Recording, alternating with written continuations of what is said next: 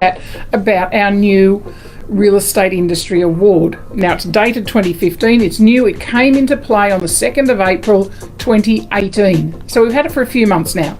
So should we all know that it exists? Yes. Should we all know what's in it? Yes. Do we? Yeah, I don't think so. So, because more and more people that I speak to, I get constantly getting questions about, hey, I heard there was some new award. Yeah, there is some new award. It's called the new Real Estate Industry Award. And there's a few things in there that you really do need to be aware of. Now, probably those of you who are watching this also read our newsletter every fortnight. I've actually written the newsletter this week on the new award, so make sure you open it this Friday and have a read, and make sure you are following everything. And obviously your first point of reference on all of this is REEF. So, go to their website, which I've quoted and given all the details for that in our newsletter as well. So, but some of the new things, we've got new classification structure. So there's 4 levels of agents. There's an associate level, which is basically your entry level 1 or your employee level 1. And what that is, they're people with certificates of registration.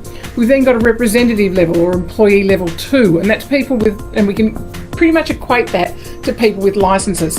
Then we've got employee level 3, and they're really people who are in supervisory roles or sales managers or senior property managers. So they're at that senior level within an agency. So obviously they're being paid more to recognise that seniority and experience. Then we have our employee level 4, which is your licensee in charge level. So they're actually operating the business at that. So they're our new classifications. There is an increase to the minimum rates of pay. So the minimum wage for a real estate agent now under the award is $19.39 per hour. So not particularly high. And when you look at a comparison table, a trolley collector's getting $21, a McDonald's operator's getting $21.30. So it's best to get some experience and move on from that first level fairly quickly. There are also some new allowances with the new award. There's a new mobile phone allowance where 50% of an employee's mobile plan is paid by the employer up to $100 plan. So it's not if you've got a $500 plan, they'll pay $250. It's up to the maximum of a $100 plan. The employer is required to pay 50% of that. So if you've got an $80 plan, the employer will pay $40, and so it goes. The other change is to car allowances or the vehicle allowance.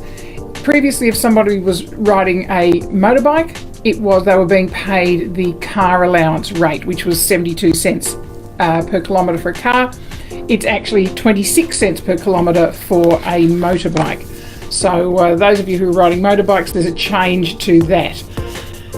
One of the major points really is in the commission-only employee status. So a couple of changes here. Firstly, and the most important thing is here, if you want to be commission only, it is not for part-timers, it is not for casual employees, it can only be for full-time employees.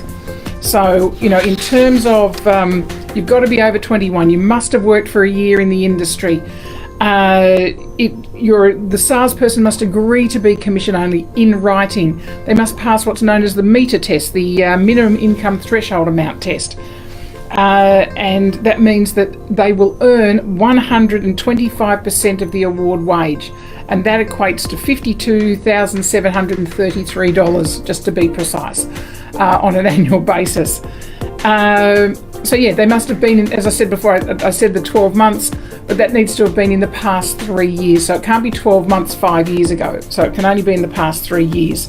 So there's a whole lot of requirements there that need to come into play. But I think one of the most important ones is that it is only for full-timers.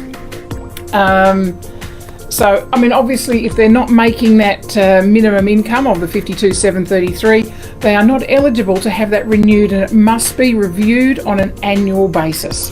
So, people on the award should have had a new one on the 2nd of April, 3rd of April, and it needs to be awarded. So if they go on one tomorrow, it's then in a year's time it needs to be reviewed, and that meter test needs to be done again.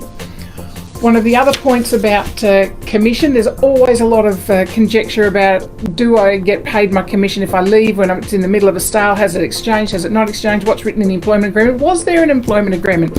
So many people don't have employment agreements. And when does that become important? When you leave or when your staff member leaves. So there's now some specific guidelines in the award about commission payments and splits if the employee leaves, and that is if it has exchanged, then the employee is entitled to be paid their commission split on that at settlement, even if they leave after the exchange. Or if it's still in the interesting part is if it's still in the exclusive period. Lost my words there for a minute. So if it's still in the exclusive period and it hasn't exchanged when the employee leaves, but it does exchange before the exclusive period runs out, then the employee who has left is entitled to their listing share of the commission split when that property settles. So that's something it really just does clarify and really clean up all of those commission claim issues that we often hear so much about. Obviously, if the termination's for serious misconduct, just about everything's off the table unless it has already exchanged. So, there's obviously points around that. I guess that they're the main points around it. There's the other thing I did want to talk about, the award does not cover independent contractors. If you think you are the right person for an independent contractor, or you are a licensee in charge and have arrangements with independent contractors, you need to get really good both legal and financial advice about how you're doing that, how it's being structured. Because independent contractors, there's so many other players in here. There's payroll tax issues, there's taxation issues, there's lots of things as you as an employer and the independent contractor need to be aware of. So guys, get proper advice around this. Our recommendation is always to go after Jemison and Fisher. So you've got solicitors and accountants all in one spot who will give you the right agreements and talk to you about whether it is the right path to go down in terms of your individual requirements, because it is very, very individual on how you work out whether you should or should not be an independent contractor.